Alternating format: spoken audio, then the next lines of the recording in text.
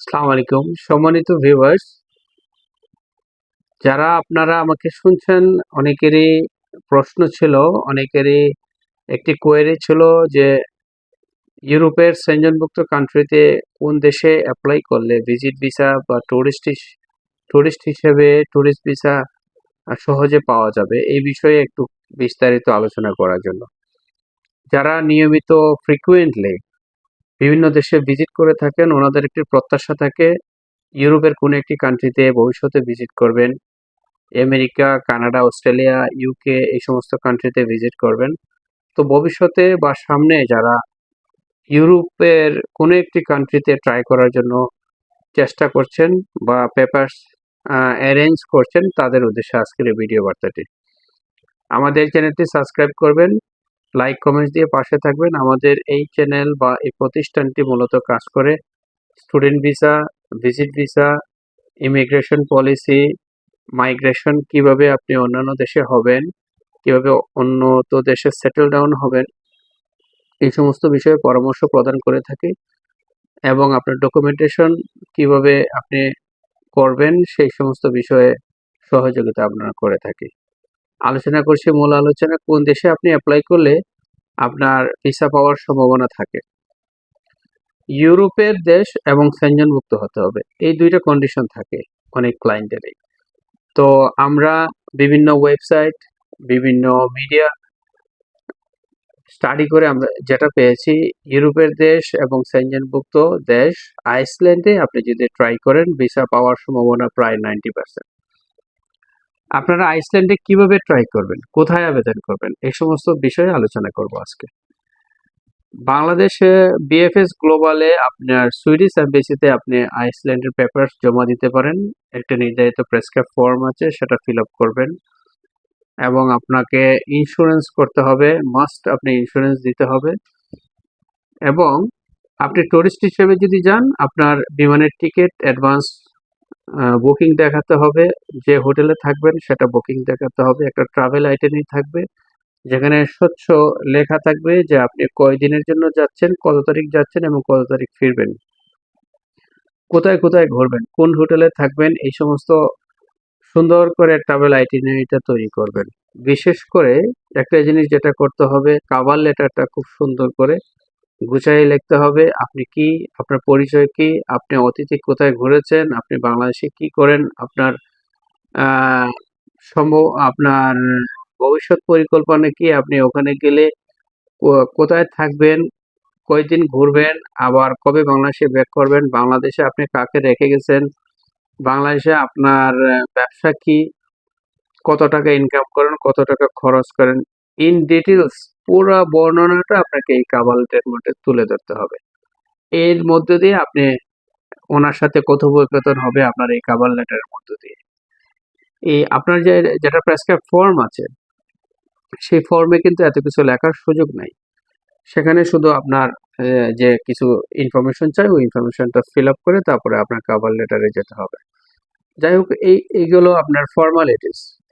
Informally আপনি কি কি ডকুমেন্টস জমা করলে আপনার ভিসা হওয়ার সম্ভাবনা থাকে, এই বিষয়ে বলছি এখন। আপনি যদি ব্যবসায়ী হয়ে থাকেন, আপনি ব্যবসায়িক হিসাবে আপনার ব্যবসায়িক ট্রেড লাইসেন্স, যে কয়টা ব্যবসা আছে সেগুলোর ট্রেড লাইসেন্স সবগুলাই দিতে পারেন, টিআইএন সার্টিফিকেট এবং পাশাপাশি বিগত 3 বছরের ইনকাম ট্যাক্স ক্লিয়ারেন্স সার্টিফিকেট সংযুক্ত করে দিবেন। আপনার এর সাথে যদি ভ্যাট থাকে, ভ্যাট দিতে পারেন। আপনার 6 মাসের ব্যাংক স্টেটমেন্ট, আপনার ব্যবসায়িক ব্যাংক স্টেটমেন্ট থাকতে পারে, ব্যবসায়িক অ্যাকাউন্ট এবং পার্সোনাল অ্যাকাউন্ট দুটোটাই দিবেন। যদি এফডিআর থাকে বা সঞ্চয়পত্র থাকে বা শেয়ার বিজনেসে যদি কোনো ইনভেস্টমেন্ট থাকে, ওগুলোরও কপি দিবেন। আপনার রেখে যাওয়া বাবার কোনো সম্পত্তি বা আপনার কিনা বা ক্রয়কৃত কোনো সম্পত্তি, যে সমস্ত সম্পদ আছে সবগুলা সম্পদ বিবরণী তৈরি করে একটা ভ্যালুয়েশন তৈরি করে আপনি সেখানে ডিক্লেয়ার করবেন কত কোটি টাকার সম্পদ আপনার আছে। এটাকে বলা হয় অ্যাসেট ভ্যালুয়েশন।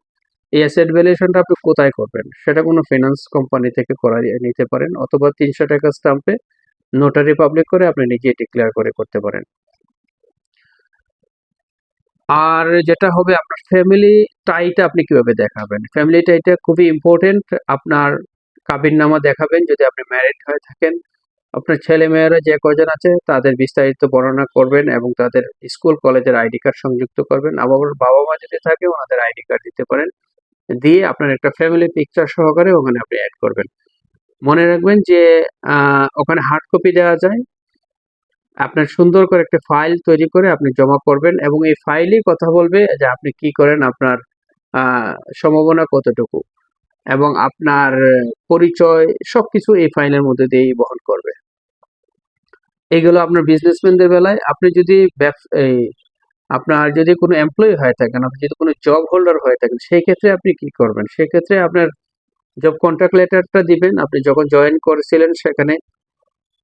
আর আপনার একটা এনওসি লাগবে। আপনার হতে পারে সিইও, এমডি বা চেয়ারম্যান সাহেবের কাছ থেকে আপনি একটি এনওসি নিবেন।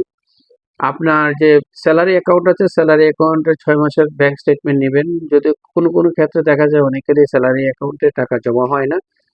আপনারা যে ক্যাশ ইন হ্যান্ড যদি স্যালারি পান তাহলে সেই টাকাটা আপনি নিজের হাতে ব্যাংকে মাসের একটি নির্ধারিত তারিখে সেটা জমা করবেন। আবার এখান থেকে আস্তে, আস্তে তুলে আপনি খরচ করবেন, খরচ দেখাবেন। এখানে আপনার ভিজিটিং কার্ড সুন্দর করে দিবেন, এফিডেভিট বোথ সাইড দিবেন। আপনার এনআইডি কার্ড দিবেন। তদ্রুপভাবে আগে যেভাবে বলেছি ফ্যামিলি টাইটা আপনি দিবেন। অ্যাসেট ভ্যালুয়েশন থাকলে দিবেন। অনেকে চাকরি করলে অনেকেরই কিন্তু অনেক অ্যাসেট থাকে। সেগুলা আপনি সুন্দর করে উপস্থাপন করবেন। আপনার ভালো মানের ভালো অ্যাকাউন্ট যদি থাকে, ভালো আপনার স্যালারি যদি থাকে ৫০, ৬০, ৭০, ৮০,০০০ অনেকেরই থাকে। ওনাদের ভিসা পাওয়ার সম্ভাবনা খুবই বেশি এবং এই হলো আপনার ডকুমেন্টেশনের বেলায় সংক্ষেপে বললাম। ভিডিওটি লম্বা হয়ে যাবে এজন্য বেশি বলছি না। এই সমস্ত ডকুমেন্টেশন সুন্দরভাবে উপস্থাপন করবেন। প্রেসক্রাইব ফর্ম ফিল আপ করবেন।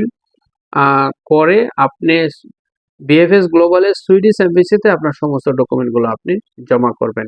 ইনশাআল্লাহ ১৫ দিনের মধ্যে আপনার রেজাল্ট আসবে ইয়েস অথবা নো। আর যদি কোনো কমপ্লিকেসি থাকে আপনার ফাইলে তাহলে আর কিছু সময় নিতে পারে, 40 ডেজ বা 45 ডেজ নিতে পারে। এই হলো সংক্ষিপ্ত আলোচনা আইসল্যান্ড সম্পর্কে।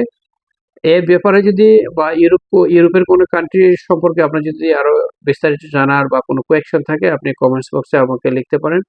ইনশাআল্লাহ অতি দ্রুত সহকারে আপনাদের প্রশ্নের উত্তর দেওয়া হবে এবং বিস্তারিত আরো জানার জন্য আমাদের কমেন্টস বক্সে আমাদের নাম্বার যাবে। আপনি আমাদের সাথে কথা বলতে পারেন, পরামর্শ করতে পারেন। ইনশাআল্লাহ আপনাদের সাথে পরবর্তীতে কথা হবে। ভালো থাকবেন, সুস্থ থাকবেন এবং আমাদের চ্যানেলটি সাবস্ক্রাইব করে পাশে থাকবেন। আসসালামু আলাইকুম।